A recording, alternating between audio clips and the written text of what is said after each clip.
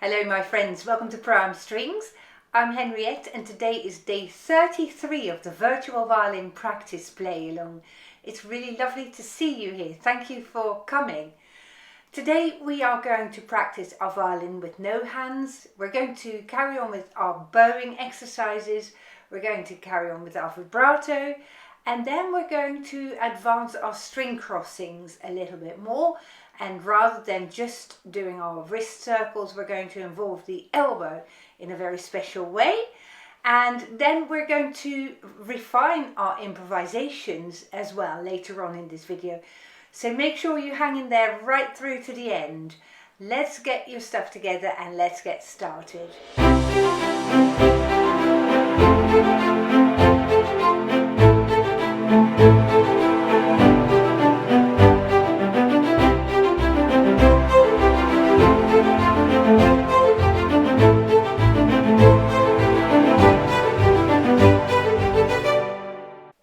So let's tune up first.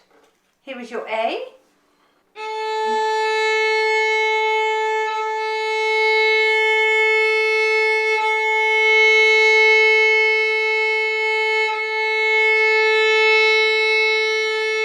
Here is your E.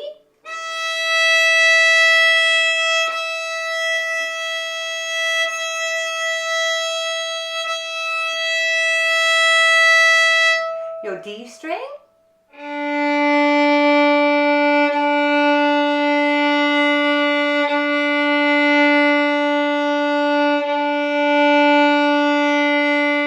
And here is your G string.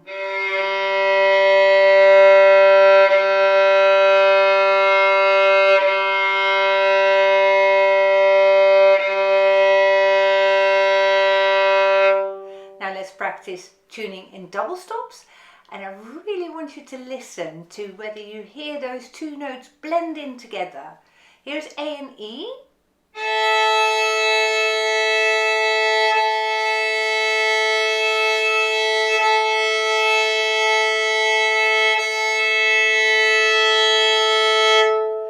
And A and D.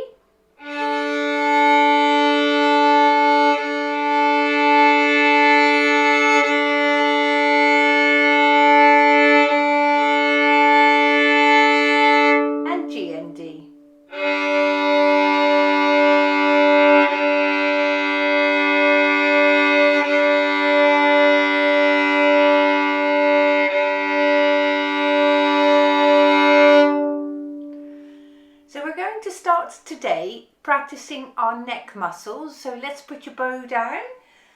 So let's start by finding this button here at the underside of your violin.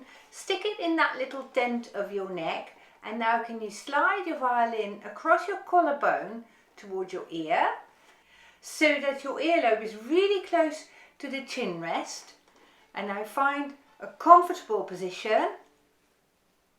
And let's hold the violin like that for 10, 9, 8, 7, 6, 5, 4, 3, 2, 1, 0.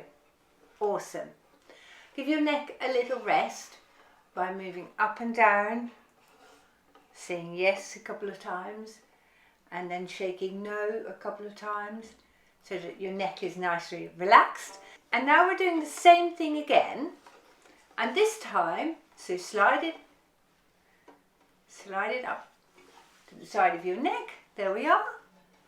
See if you can hold it properly. And now, can you place your left hand on your right shoulder, and can you place your right hand on your left shoulder? You've got a really good hold if you can hold it like that for 3, 2 and 1. Reset your violin if you need to, and now let's put both hands on your head. Clap them out in front and touch them behind your back. That's awesome. You see, gradually your neck is getting stronger, and that is where we want to be. Super practice. Let's pick up your bow now. And we're going to practice our wrist being the highest point of your bow. So what we're going to want to achieve is, you hold on to your stuff, I'll show you, is that we're going to pretend to pull that little string on your wrist so that your wrist, as you play up bow, is your first part of your arm that plays up bow, and as you play down bow you pretend you put your little string on that side, so you go like that. So your up bow, pull this way, an imaginary little string, down bow, pull that way. So with your bow and your violin, and you might actually practice it just with your bow, see if you can do it like that.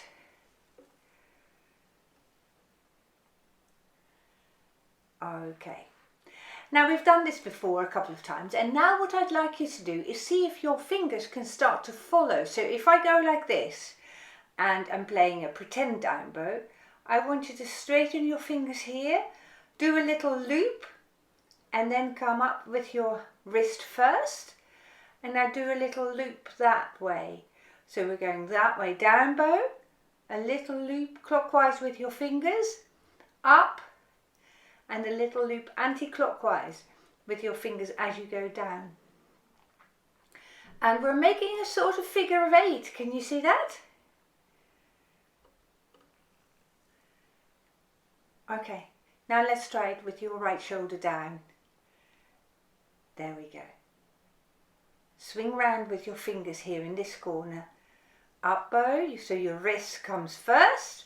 Swing up round with your fingers that way, and that makes that turn here, makes your wrist go first, you see. Swing up round, make sure this part of your wrist go first. Swing up round. See, we're getting more and more sophisticated all the time. Now let's just practice that on an open G string. So this is one of those practices where the sound really doesn't matter, and we're just focusing on the movement of your hand. So let's start at the heel. Let's start down bow. So you won't notice it that clearly because otherwise I can't hold my bow, but I pretend that this corner here of my wrist is going to go first. Now loop your fingers round. And my wrist, other side of my wrist is coming first. Pretend that little string here.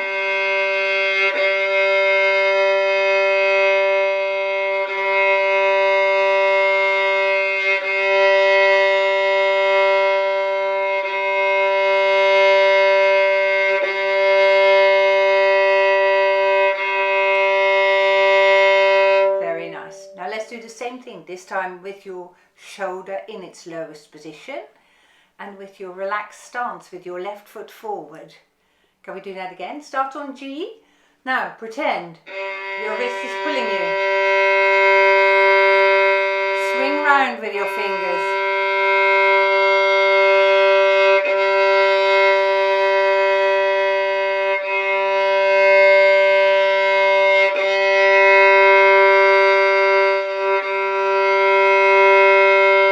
One more.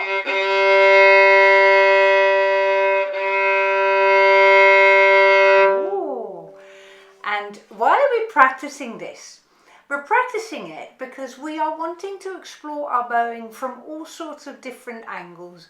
You remember in earlier lessons we've talked about the weight leaning into the string, and we've also talked about straight bowing, and now we're just exploring those bow changes and how we can make those circles at each end of the bow. And I'm hoping that by this exercise you will feel the pulling power of your wrist and the pushing power into the string a little bit more. So this exercise increases the feel for the friction of the bow on the string, and the more feel you get for that friction, that resistance that the strings give you when you bow it, that opens up doors for tone quality and tone colours and so on. So that is ultimately our goal, that you can play with all sorts of different shades of colour in your tone. So that is what we're doing this exercise for. So let's practice that a bit more in the next coming lessons. and you will find that you get an understanding more once the brain starts to digest how exactly that works, and that way you can improve the tone quality in all your pieces that you're playing. And that is the aim of all the technical exercises that we're doing all the time. We're practicing the techniques and we're isolating those techniques, so that once you have got a good command of them, you can then use those techniques on all the different pieces that you play. Now, let's carry on now with our vibrato practice. So let's put the bow down again. And I think that by now you may have developed a preferred finger. So let's start on that one. In my case, it's either the second or the third finger, I don't know. So I'm going to start on the second for now, and we're just going to slide again. We're always coming back to this. And when we slide, I want you to remember a couple of things. This row of knuckles here should be level with the string, so be careful if this is you. That row of knuckles is way below the level of the fingerboard. Bend your fingers more and get your elbow slightly further under the violin so that your fingers are really round. These knuckles here are level with the strings. And then as you play vibrato, your wrist is not wavy. We don't want this sort of work, but this is one thing that goes up and down like that. So here we go. 1, 2, 3, 4. 1, 2, 3, 4. 1, 2. And as you feel ready, pop your super glue on and see if you can do a few more wobbles than yesterday. Oh, very nice. Well done. If you find yourself doing a different movement or all sorts of things that I sometimes see, just stop that movement and let's go back to the sliding in that case, because we want your muscles to get used to this being the preferred movement, you see. So if that is not yet happening, just be very, very patient and just go back to the sliding all the time, because your brain will eventually take it in that this is the right way forward. Okay, let's now find a different finger. So we're going to start sliding. 1, 2, 3, 4. 1, 2, 3, 4. 1, 2, 3, 4. And when you feel ready, pop your super glue on. Don't change the movement of your arm. Keep it going for a bit longer if you can. Awesome. And again, don't worry if you slide a little bit. That's okay. Change fingers. So I'm going to go on my first finger now. So make sure your wrist is straight, your row of knuckles is level. Here we go. 1, 2, 3, 4. 1, 2, 3, 4. And pop your super glue on. And keep it going, keep it going, keep it going. Awesome. Last finger. 1, 2, 3, 4. 1, 2, 3, 4. 1, 2, 3, 4. And put your super glue on. And you might find today is not the day. That's okay. Give it a go, give it a go, give it a go. Oh, really good. Give your arm a well-deserved rest.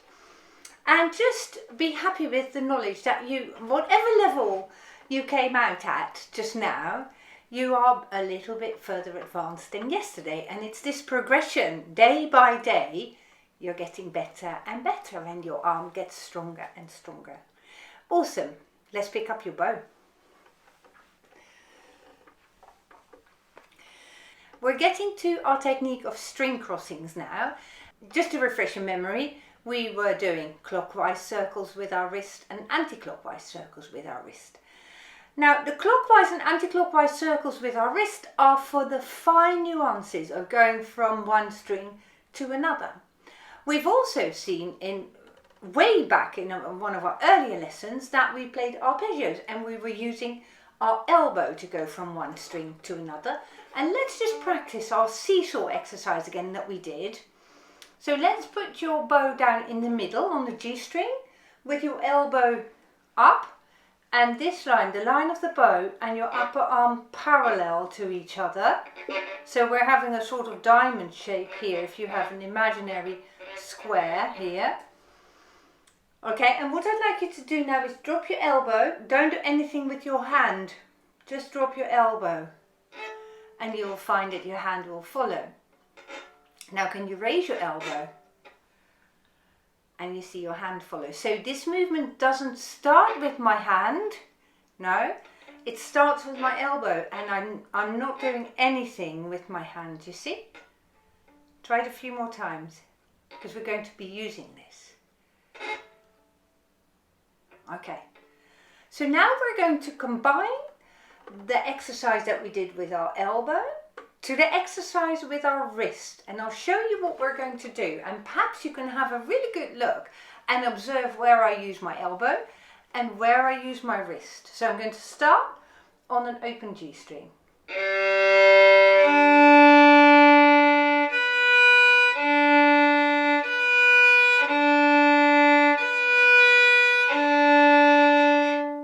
And that is our exercise. So I'm going to slur the G and the D string, and I'm doing that with my elbow. You can perhaps see that I have drawn an imaginary line with the tip of my elbow, like a half moon shape in the air, like that. So I'll do it again, see if you can see what happens. Here's my half moon shape, 2 notes slurred. And now I'm going to go and make a clockwise circle with my right wrist.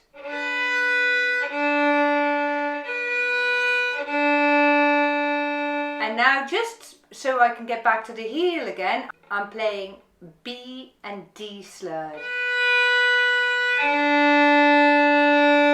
And this B and D, I'm making my string crossing with my elbow. Look, here comes my elbow.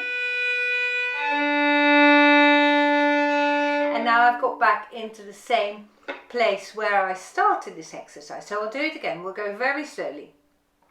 Join in with me if you like. G and D slurred first with your elbow. Stop. And now I'm going to play B and D. So my first finger is on B, and I'm going to turn a clockwise circle with my hand.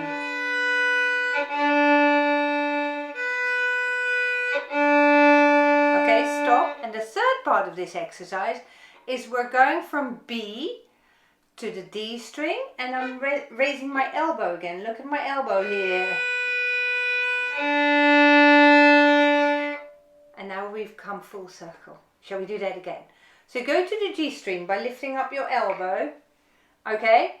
And now drop your elbow as you slur G and D. Good. Right to the point. Now start making clockwise circles.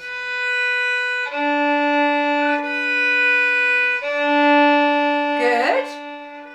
Go back to B. And now we're slurring B and D with our elbow. Oh. Now, if that is confusing, that is totally understandable, because it is. We're doing it one more time in a second, but we'll come back to this tomorrow as well. So if you don't get it today, because it is quite a complicated thing, isn't it? Then perhaps you might get it tomorrow. So one more time. We're starting on G, and we're going to slur a G and a D together using our right elbow. And half a bow. Stop. And now with my right wrist, I'm going to draw a clockwise circle. Brings me to the A string.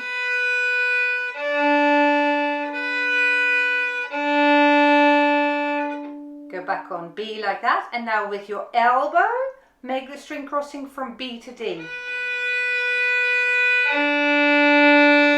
And then my elbow eventually will go up higher again. Shall we do it one more time? G to D with your right elbow. Now use your clockwise circles with your wrist.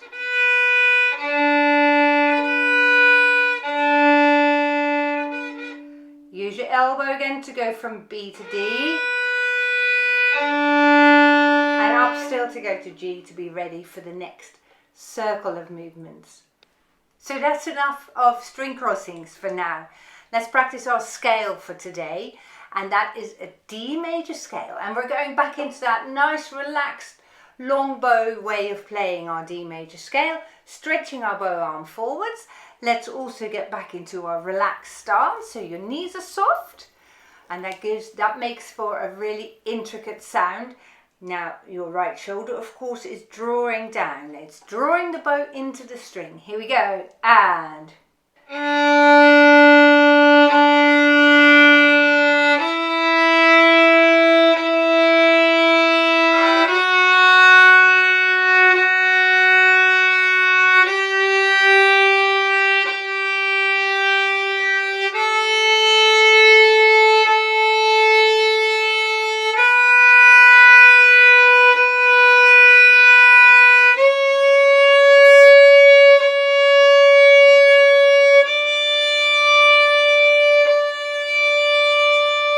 your pinky, shall we?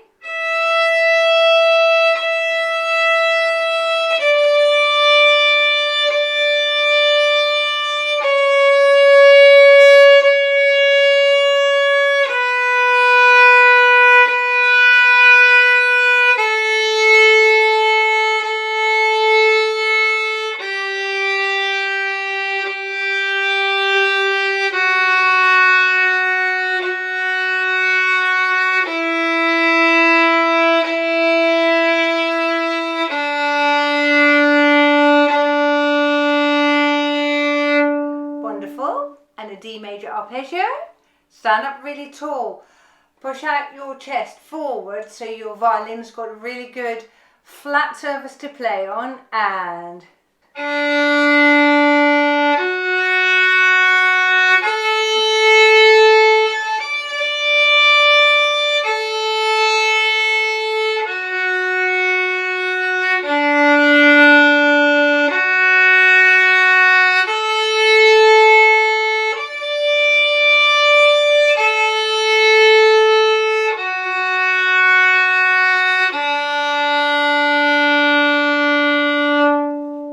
well done. And that brings us nicely to our improvisation. And today we're going to improvise again into 3 sections. And our sections are going to be called 1, 5, 1. I will call them this because those are their proper names. 1 means we're playing in the key of D major. Our first section of our improvisation is going to be on D, in the key of D major. The 5 means we're going to what's called the dominant, which is the 5th note of the D major scale, and we've seen in the past that is the A. So our middle section of our improvisation is going to be played in A major. Now you might remember that D major had 2 sharps for its key signature, an F sharp and a C sharp, and A major has got an added G sharp. So in the middle section you must add, I should say, the G sharp to indicate that we have changed keys. We have modulated to the key of A major by using that G sharp. Then the third part of our improvisation is back in D. So we're taking that G sharp out, and you must not play it anymore. Otherwise you will get the impression as a listener that you're still playing in the key of A major, you see. So this is what it means: 1, 5, 1, D, D major, A major, D major. So I'll give you an example of how that might work, and then I'll give you lots of time to practice for yourself your own version of an improvisation. So I'm starting in D. I'll talk you through as I go along.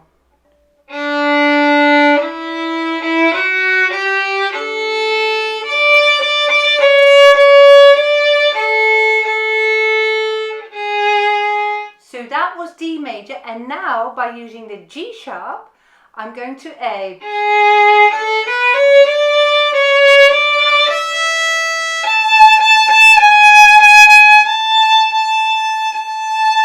And this A concludes my A major section, you see. I get the feeling that I'm in A major because I'm finishing on an A, but I've not yet finished because I need to go back to a D again because I want to finish on a D, remember? I'm now deliberately not putting in a G sharp, because if I did that, I'm staying in the key of A major, and I don't want to do that. So now I want to put in the G natural.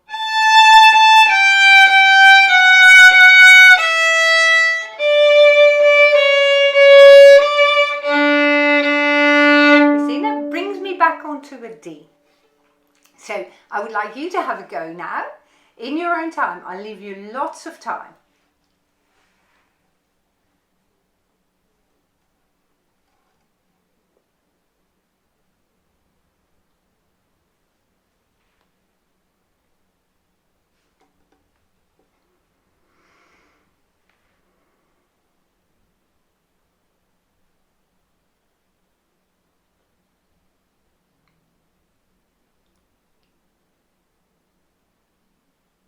All right, now in our second improvisation of today, we're going to do a similar thing. So please use all the same techniques that you've used in your previous improvisation. And now we're going to add either louds or softs or staccato and legato. I'll give you an example.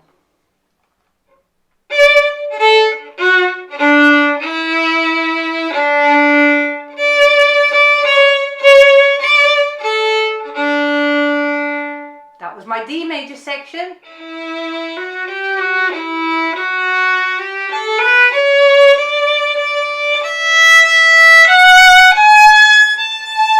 See here? I'm changing to a G sharp. So now I'm in the key of A major. I finished on an A, remember? Now I'm going to go back.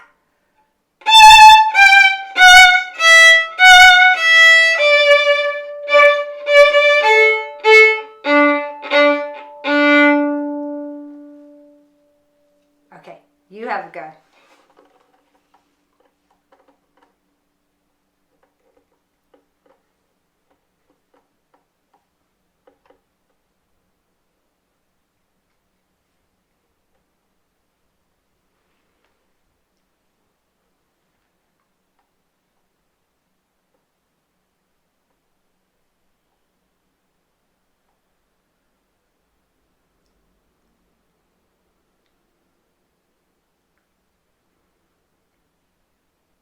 Lovely job.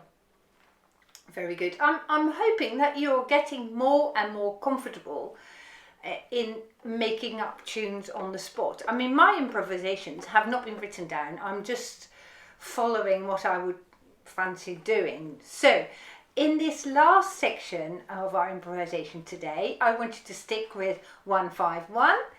Add your staccato and legato notes or your louds and softs. And now let's explore sequencing a little bit more. And I'm going to start here on this top D.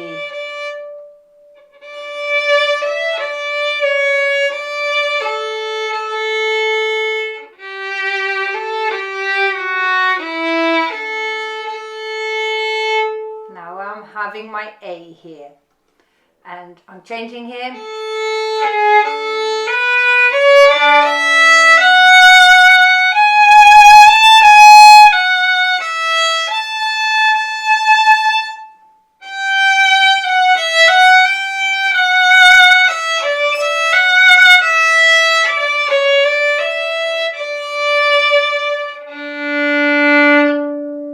So you've perhaps noticed this. Starting on A, now I'm starting on G, F sharp, or something like that. So try to put in your sequencing if you can. Off you go.